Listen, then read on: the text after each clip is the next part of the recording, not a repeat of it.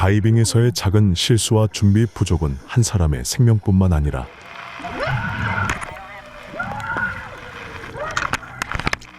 그들을 구하려는 사람들의 생명까지 위협할 수 있다. 차가운 파이프 안에 들어간 두 남자는 위험한 조건 속에서 치명적인 실수를 범하게 된다.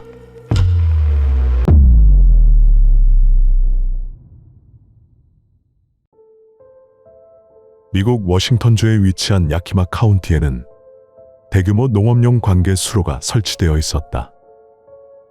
이 수로에는 예전부터 범죄자들이 차량 절도 이후 흔적을 없애기 위해 수로에 차량을 버리고 가는 경우가 많았는데, 버려진 차량들이 수로 안에 연결되어 있는 파이프를 막아 농업용수의 공급을 제한하게 되는 일이 빈번하게 일어났다. 이는 농업 시즌 동안 항상 큰 문제가 되었고, 문제를 해결하기 위해 다이버들을 고용하여 막힌 지역을 찾아 차량 프레임에 철제 케이블을 걸어 자동차를 파이프에서 끌어내는 작업을 해왔다. 그리고 오늘도 역시 파이프가 막히는 일이 발생했다. 문제는 4번 파이프에서 일어났고, 이 지하 파이프는 약 4m의 지름에 670m 이상의 길이를 가지고 있었다.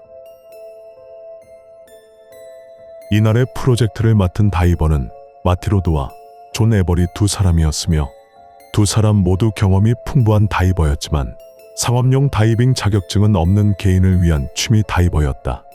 그들은 스쿠버 슈트와 공기 탱크를 착용한 후 관계 담당자 직원들에게 공기 시간은 1시간뿐이라고 알렸다. 만약 45분 이내에 돌아오지 않으면 구조를 요청하라는 계획이었다.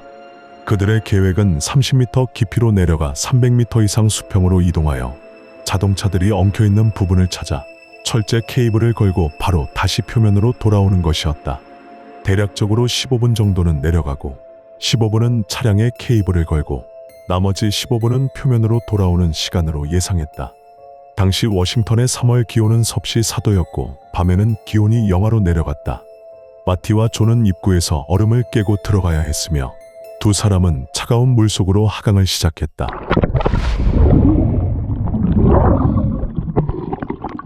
좁지는 않아 두 사람은 나란히 수영할 수 있었고, 팔을 뻗으면 파이프의 벽에 닿을 정도였다.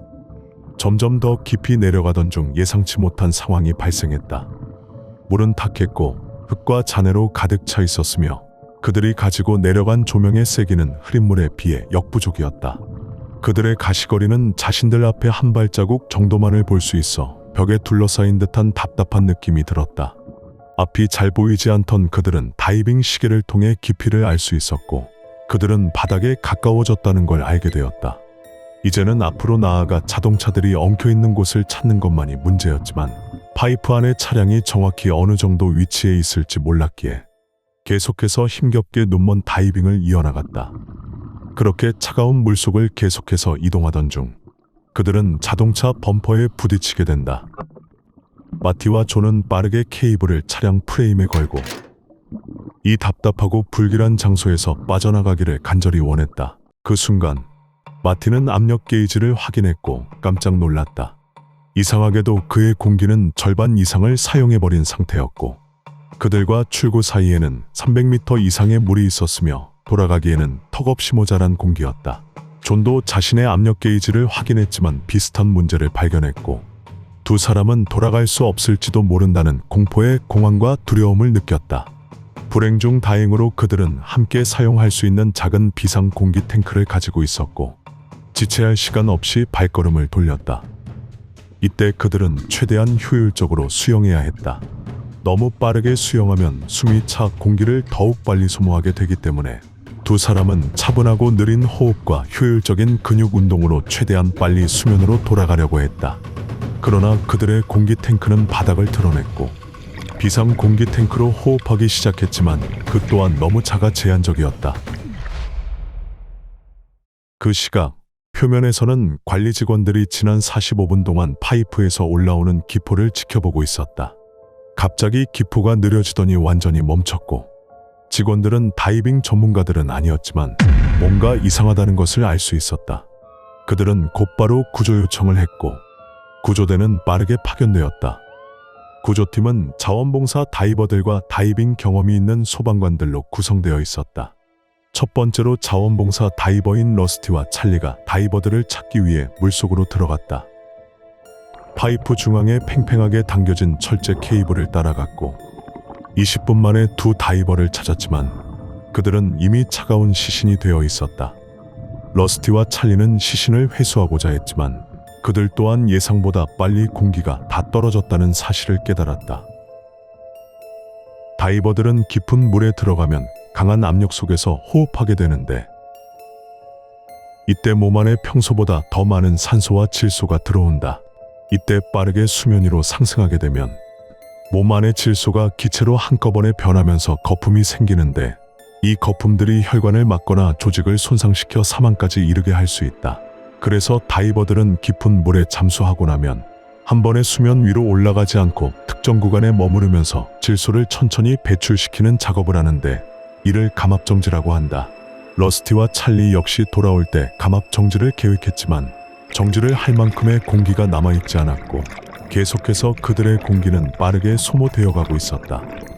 찰리와 러스티 역시 동굴 다이버도 상업 다이버도 아니었고 수색과 구조 훈련을 받은 취미 다이버들이었다. 마지막 구조 다이버인 사라와 드와이트는 감압정지 구간에서 앞서 들어간 러스티와 찰리를 만나기로 했다. 약속된 시간이 모두 지났지만 두 사람이 올라올 기미가 전혀 보이지 않자 드와이트는 표면으로 올라가서 이 사실을 팀에 알렸다. 이때 사라는 흐릿한 물속에서 혼자 철제 케이블을 따라 손끝으로 더듬어가며 혼자 앞으로 나아가기 시작했다. 몇 분 후 그녀는 파이프 속에서 떠있는 시신을 느꼈고 충격에 빠졌다. 그것은 바로 앞서 나간 구조대원 찰리였다. 끔찍한 상황이었지만 그녀는 찰리의 시신을 붙잡고 표면으로 끌어올리려고 했다. 하지만 그녀에게 찰리는 너무 무거워 이리저리 자세를 바꿔가며 들어보려 애를 썼고 여러 시도 끝에 그녀는 그를 한쪽 팔로 잡고 나머지 한쪽 팔은 철제 케이블을 잡아 이동하려고 했다. 철제 케이블을 손으로 잡은 순간 그녀는 공포에 빠졌다. 그녀는 여러 방향으로 움직였었고 탁한 시야 탓에 어느 쪽이 출구 방향이었는지 잊어버린 것이다. 올바른 방향으로 갈 수 있을지 알 수 없었고 확률은 50대 50이었다. 그때 다행히도 직원들에게 상황을 알리고 온 드와이트가 그녀에게 도착해 무사히 탈출할 수 있었고 이 사건을 통해 처음 프로젝트를 맡았던 다이버 2명, 그들을 구조하기 위해 투입된 자원봉사 다이버 2명, 총 4명의 다이버가 희생되었다. 계획상으로는 공기 탱크 안의 공기는 충분했어야 했다. 도대체 왜 공기가 부족했을까? 그들은 공기 탱크의 사용 시간을 계산할 때 거리만을 고려해 짧은 시간 안에 작업을 마칠 것으로 예상했다. 그러나 그들이 간과한 것은 수온이었다. 영하의 차가운 물에서 다이빙을 하면 신체는 체온을 유지하기 위해 더 많은 에너지를 쓰게 된다. 이때 몸은 신진대사를 증가시키고 그 과정에서 더 많은 산소를 소비하게 된다. 이로 인해 호흡 속도가 증가했고 산소통의 공기는 훨씬 빨리 비워진 것이다. 또한 심리적인 요인도 무시할 수 없다. 위쪽이 콘크리트 벽으로 막혀있는 파이프 안에서의 심리적 공포는 상상 그 이상일 것이다. 사실 처음부터 마티와 존은 이런 복잡한 제한된 공간에서의 다이빙을 수행할 정도의 자격이 없었다. 상업 다이버들은 이런 조건에서 작업할 수 있도록 특별한 훈련을 받았으며 외부와 통신할 수 있고 표면으로부터 공기를 직접 공급받을 수 있는 엄빌리컬 장비를 갖추고 있다. 이 작업은 처음부터 단순한 스쿠버 장비로 할 일이 아니었던 것이다. 이 비극적인 사건은 주먹구구식으로 이어져 오던 상업 다이빙에 큰 변화를 가져오는 계기가 된다.